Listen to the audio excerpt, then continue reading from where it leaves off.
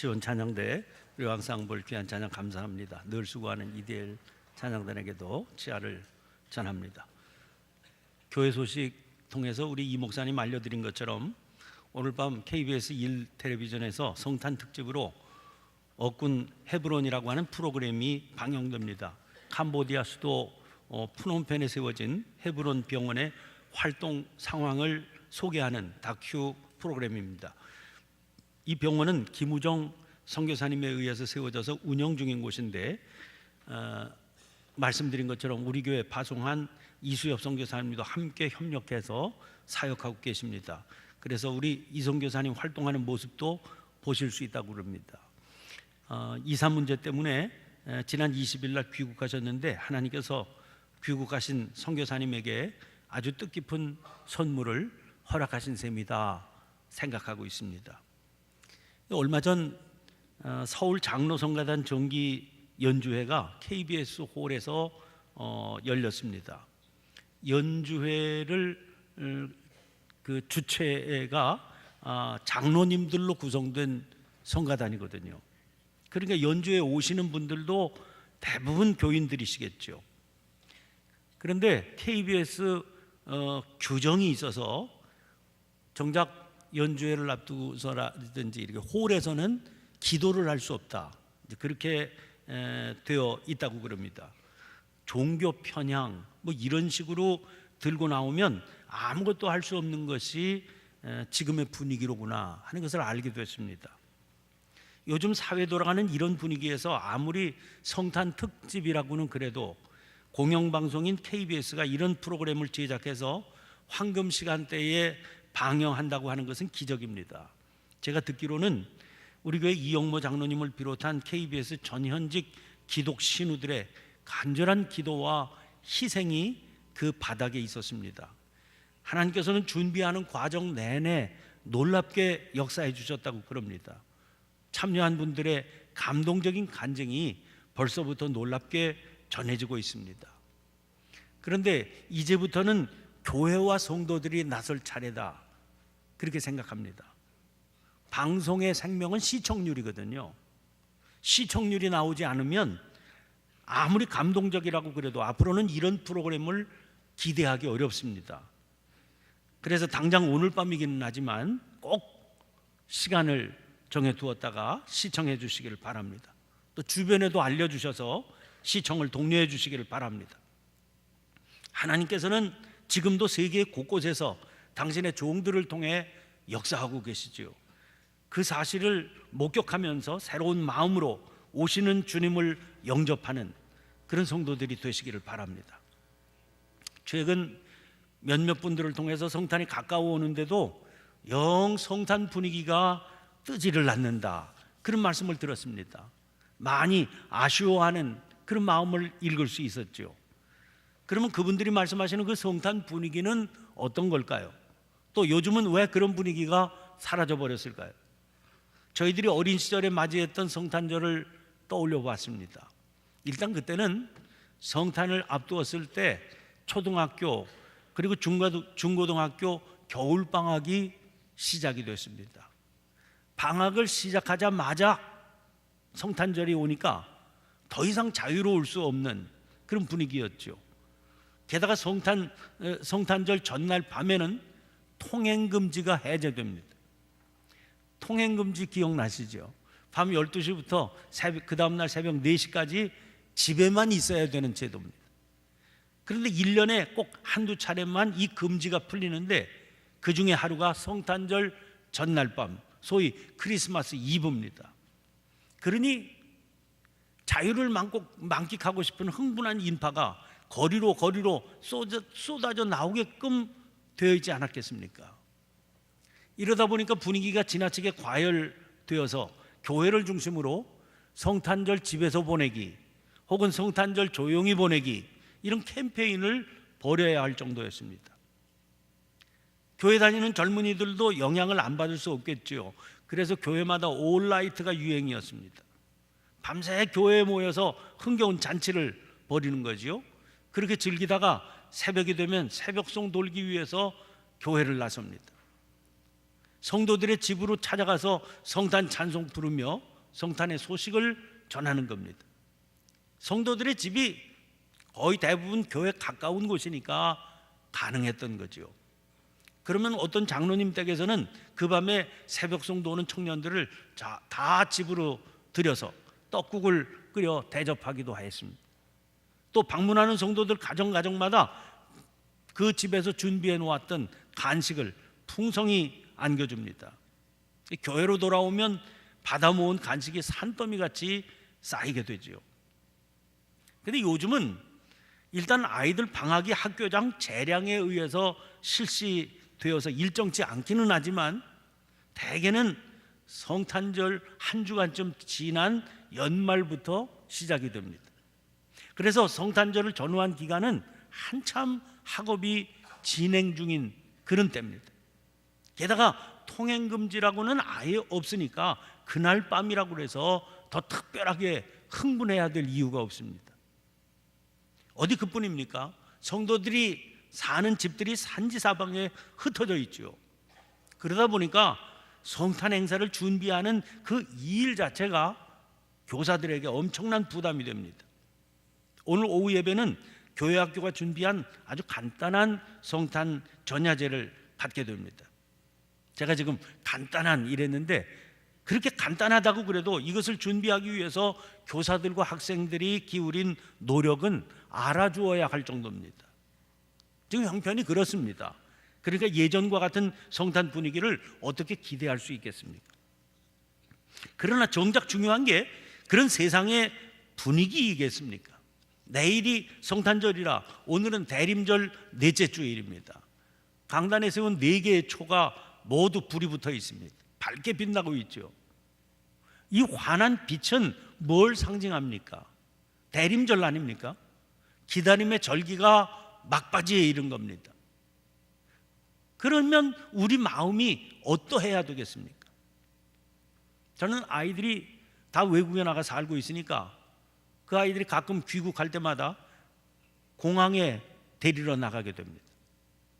비행기가 도착한 뒤에도 입국 수속 밟고 짐 찾고 그러면 밖으로 나올 때까지 시간이 꽤 걸립니다. 한두 번 경험한 일 아니니까 잘 알고 있지요.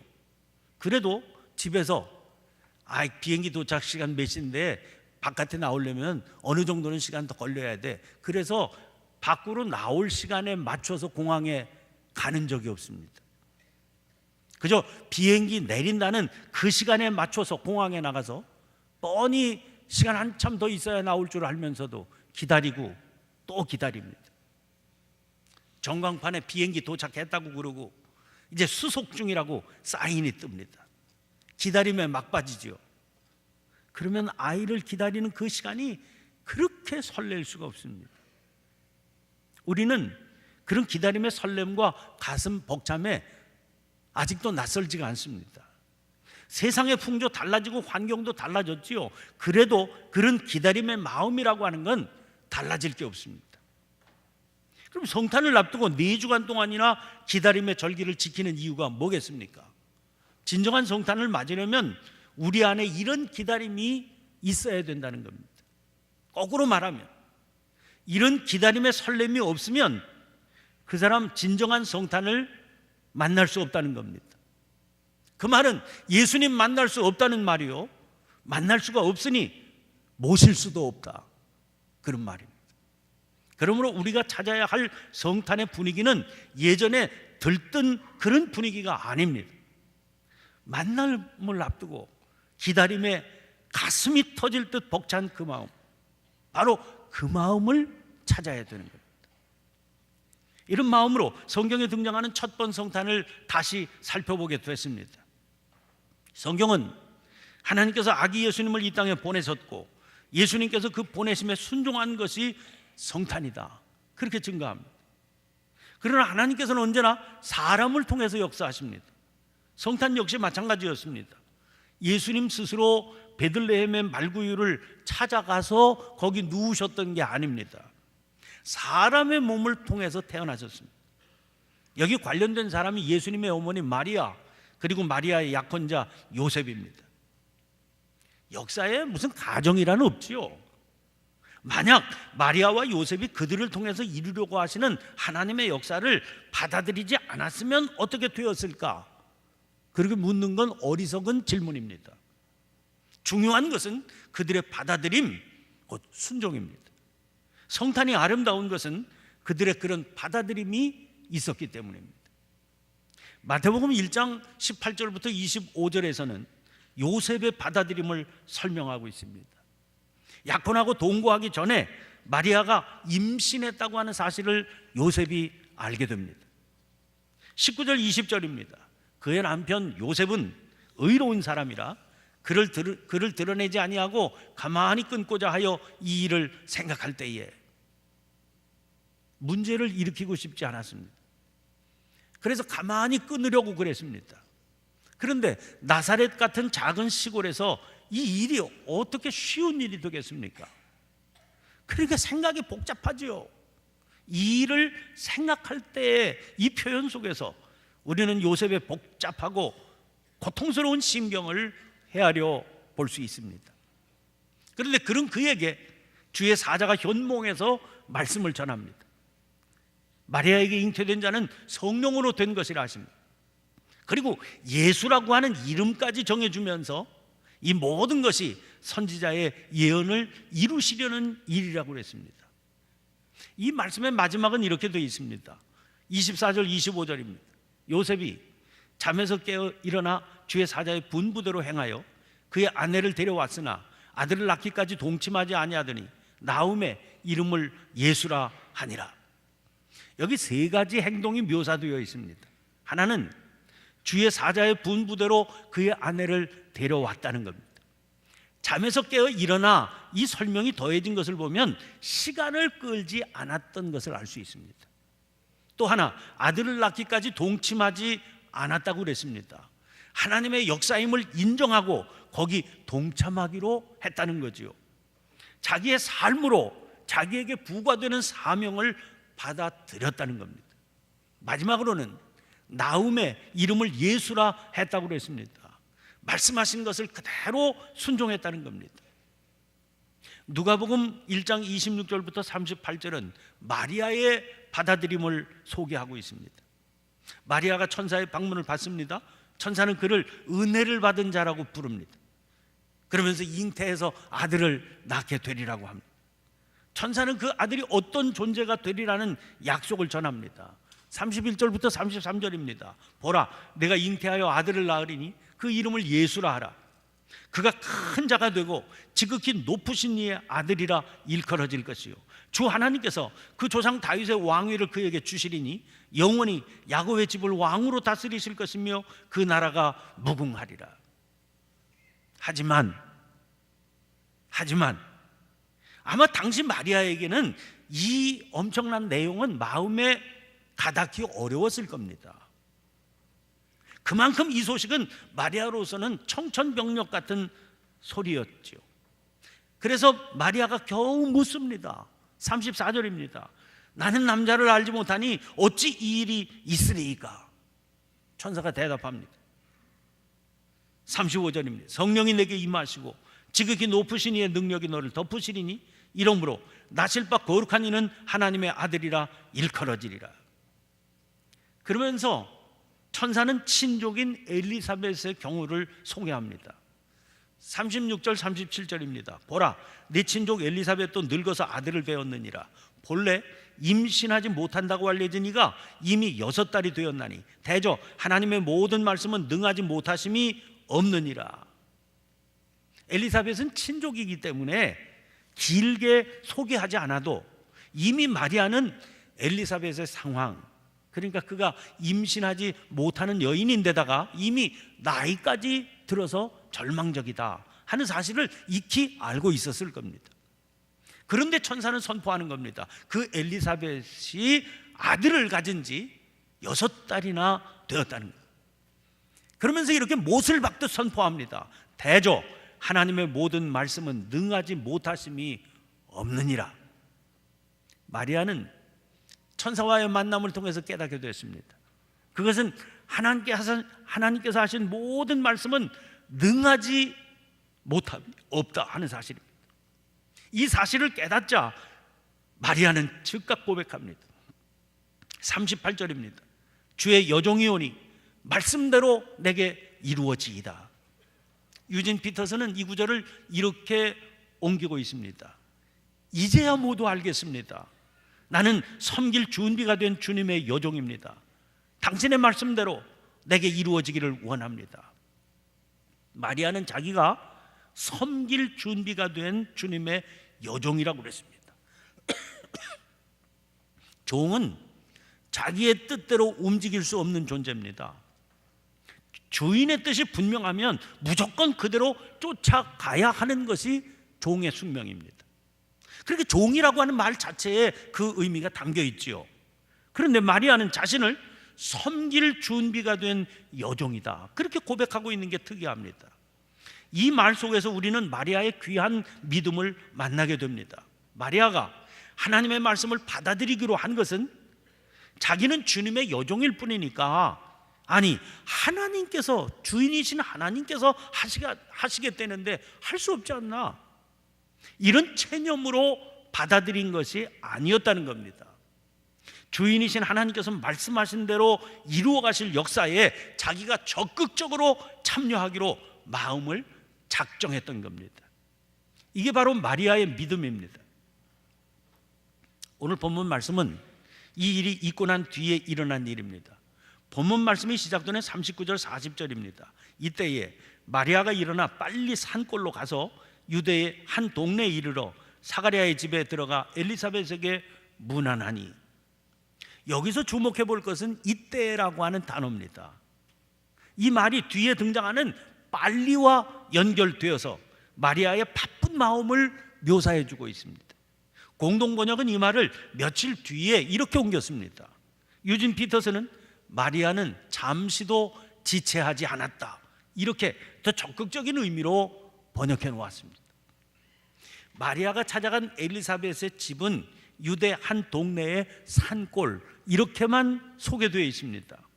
그런데 예루살렘 남서쪽 약 8km 떨어진 산악지대에 에인케렘이라고 하는 작은 동네가 있습니다. 그런데 이곳이 바로 엘리사벳의 집이 있었다고 전해지는 곳입니다. 그래서 한참 뒤에 후대에 이르기는 하지만 이 동네에 마리아 엘리사벳 방문 기념성당, 그리고 세례 요한 기념성당, 이런 큰 예배당들이 세워져 있습니다. 이 마리아 엘리사벳 방문 기념성당 뜰에 가면 아주 인상 깊은 동상이 하나 서 있습니다. 마리아와 엘리사벳이 만나는 장면을 묘사해 놓은 동상입니다. 그런데 이곳은 정작 마리아가 살고 있었던 나사렛에서부터는 약 200km 정도 떨어진 거리에 있는 동네입니다. 당시 사정으로 볼 때 잠시도 지체하지 않고 빨리 가기에는 쉽지 않은 거리인데다가 마리아는 아기까지 임신하고 있는 젊은 여자 아닙니까? 그러니까 그렇게 쉽게 떠나기에는 무리한 여행입니다. 그런데 마리아는 그렇게 했다는 겁니다. 주신 말씀을 믿음으로 자기 삶 안에 받아들였습니다. 그러자 빨리 엘리사벳을 만나고 싶은 간절함이 찾아왔습니다. 지체할 수가 없었겠죠. 그래서 그 먼 거리를 임신한 젊은 여자의 몸으로 한달음에 달려가게 됐던 겁니다. 이어지는 41절 42절 말씀입니다. 엘리사벳이 마리아가 문안함을 들으매 아이가 복중에서 뛰노는지라. 엘리사벳이 성령의 충만함을 받아 큰 소리로 불러 이르되 여자 중에 내가 복이 있으며 네 태중의 아이도 복이 있도다. 마리아의 문안을 들었을 때 태어나지도 않은 엘리사벳의 아이가 복중에서 뛰놀았다는 겁니다. 성령의 충만함을 받은 엘리사벳은 자기 복중의 아이가 뛰노는 이유를 알게 됐습니다. 그래서 노래합니다. 여자 중에 내가 복이 있으며 네 태중의 아이도 복이 있도다. 지금 그가 말하는 복이란 어떤 복입니까? 이어지는 43절 보세요. 내 주의 어머니가 내게 나오니 이 어찌된 일인가. 자기에게는 그렇게 말할 수 있는 뚜렷한 증거가 있다고 그랬습니다. 44절입니다. 보라, 네 문안하는 소리가 내 귀에 들릴 때 아이가 내 복중에서 기쁨으로 뛰놀았다. 복중에서 아이가 기쁨으로 뛰놀게 된 이유가 바로 그것입니다. 내 주의 어머니가 내게 나왔기 때문이라는 거예요. 그러면서 이렇게 선포합니다. 45절입니다. 주께서 하신 말씀이 반드시 이루어지리라고 믿은 그 여자에게 복이 있도다. 엘리사벳은 성령이 충만해서 마리아가 주께서 하신 말씀이 반드시 이루어지리라고 믿은 여자라고 하는 것을 알아본 겁니다. 주께서 하신 말씀이 반드시 이루어지리라고 믿었기 때문에 섬길 준비가 되어 있다, 그런 고백을 드린 것 아닙니까? 그 결과가 뭡니까? 주님의 어머니가 될 수 있었던 거죠. 그 믿음이 마리아에게 복을 가져다 주리라는 겁니다. 오늘 본문 말씀에 이어지는 누가복음 1장 46절부터 55절까지의 말씀은 유명한 마그니피카트, 마리아의 찬가입니다. 이 노래를 통해서 마리아는 자기를 통해 이루실 하나님의 역사를 믿음으로 찬양합니다. 그리고 그 일로 엘리사벳이 선포한 것처럼 자기가 복이 있는 여인이라고 고백합니다. 상황은 달라진 게 별로 없습니다. 비록 남편 요셉이 자기를 받아주기는 했지만 출처를 알 수 없는 아들을 낳았다는 꼬리표는 평생 그가 감수하고 살아가야 할 겁니다. 어디 그뿐입니까? 당신의 아들이 가는 길은 평범한 길이 아니라는 것 정도는 알고 있었겠지요. 가시는 그 험한 길을 지켜보아야 하는 것이 어미인 자기에게는 얼마나 참혹한 일이 되겠습니까? 그러나 마리아는 그 모든 것을 믿음으로 받아들이고 있습니다. 자기는 섬길 준비가 된 주님의 여종이기 때문이지요. 그럼에도 불구하고 이토록 위대한 찬가를 부를 수 있었던 데에는 엘리사벳의 격려가 큰 힘이 되지 않았겠습니까? 그런 점에서 오늘 본문에 묘사되고 있는 이 만남은 참 소중한 만남인 겁니다. 사랑하는 성도 여러분, 성탄절은 구유에 누우신 아기 예수님을 내 안에 모셔드리는 날이어야 됩니다. 그 일이 참으로 내게 소중하게 여겨져야 우리는 진심으로 기다릴 수 있게 될 겁니다. 그런데 주님은 말씀하셨습니다. 당신은 구유에 누운 아기의 모습으로만 오시지 않는다는 겁니다. 성탄이 가까워오니까 자꾸만 마태복음 25장에 등장하는, 거기 마지막 부분에 등장하는 양과 염소의 비유가 떠오릅니다. 인자가 자기 영광으로 모든 천사와 함께 오셔서 세상을 심판하신다고 그랬습니다. 양과 염소를 갈로 나누듯 어떤 사람은 영생에, 어떤 사람은 영벌에 들어가게 하십니다. 그런데 그 구별하는 기준이 참 중요하죠.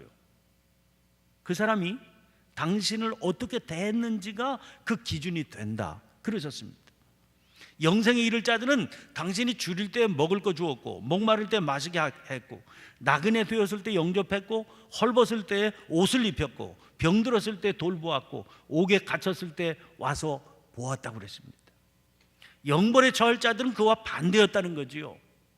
이 말씀을 듣고 영생에 이를 의인들도 그렇고 영벌에 처해질 저주받은 자들도 하나같이 깜짝 놀라서 말씀을 드려요. 자기들이 언제 그렇게 했냐는 겁니다. 그러자 주님은 말씀하십니다. 이 지극히 작은 자 하나에게 한 것이 당신에게 한 것이라 하는 겁니다.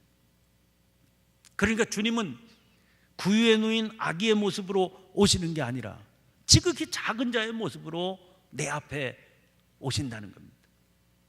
우리 교회는 전통적으로 성탄절에 드리는 감사헌금 전액을 형편이 어려운 이웃들을 위한 구호비로 사용하고 있습니다.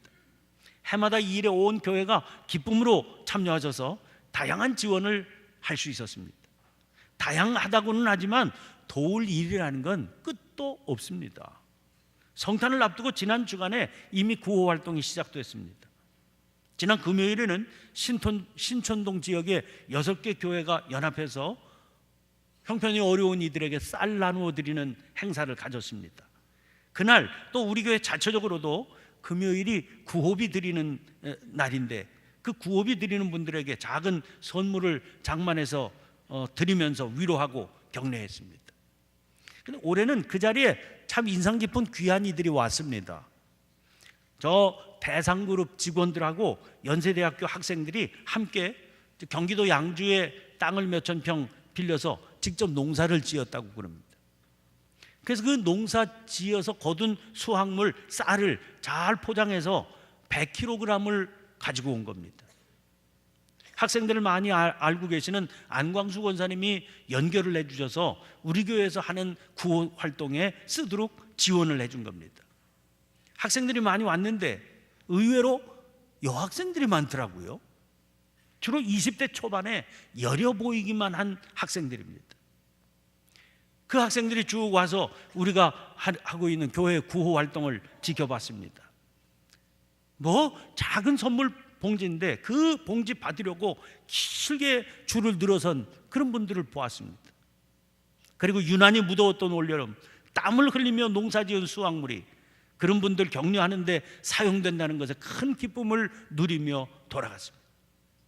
그들의 얼굴을 볼 때 섬길 준비가 된 주님의 여종이라고 스스로를 고백했던 마리아가 떠올랐습니다. 가난하고 어려운 이들은 언제나 우리 곁에 있을 겁니다. 이 일은요, 그래서 해도 끝이 없겠지요. 그러니까 가난은 나라님도 구제 못한다고 하는 말까지 나오지 않았겠습니까? 그러니 그 일은 이건 사람으로서는 끝도 없는 일이다. 이건 하나님께서 직접 하셔야 될 일이다. 내맡기기 쉽습니다. 그런데 그것은 진정한 믿음의 태도가 아닙니다. 하나님께서 하실 그 일에 내가 적극적으로 참여하겠다 하는 것이 진정한 믿음입니다. 그리고 그 믿음이 우리를 복되게 할 겁니다. 이번 성탄에도 이 소중한 사역에 정성을 다해서 참여해 주시기를 바랍니다. 그러는 중에 내 앞으로 오시는 주님을 만나 내 삶에 모셔드리게 되고 그 믿음이 정녕 우리를 복되게 하는 역사를 경험하게 되는 저와 여러분 우리 모두가 될 수 있기를 주의 이름으로 축원합니다. 기도를 드리겠습니다. 사랑이신 하나님, 죄와 허물로 죽었던 저희들을 살리시려고 인간의 육신을 입고 이 땅 찾아오셔서 십자가에 못 박혀 돌아가신 주님을 찬양합니다. 그 사랑, 그 은혜 때문에 오늘의 저희가 있음을 알고 주님께 감사와 영광을 올려드립니다. 이 일을 위해 아기 예수님께서 이 땅 찾아오신 날이기에 그 성탄의 날을 기다리며 지내왔습니다. 내일이면 기다리던 그 성탄이 됩니다. 그런데 성탄을 하루 앞둔 이날 저희들로 하여금 저희 안에 있어야 할 진정한 기다림은 어떤 것인지를 깨우쳐 주시니 감사합니다. 마리아의 고백처럼 섬길 준비가 된 주님의 종임을 고백하는 믿음을 허락해 주시옵소서. 그리하여 말씀을 붙들고 그 말씀대로 믿으며 살아가게 해 주옵소서. 정녕 복되다는 축복 속에 살아갈 수 있게 해 주옵소서. 저희를 말씀으로 일깨우셔서 바른 기다림의 삶을 살게 하시는 그리스도 예수님 이름으로 기도하옵나이다. 아멘. 모두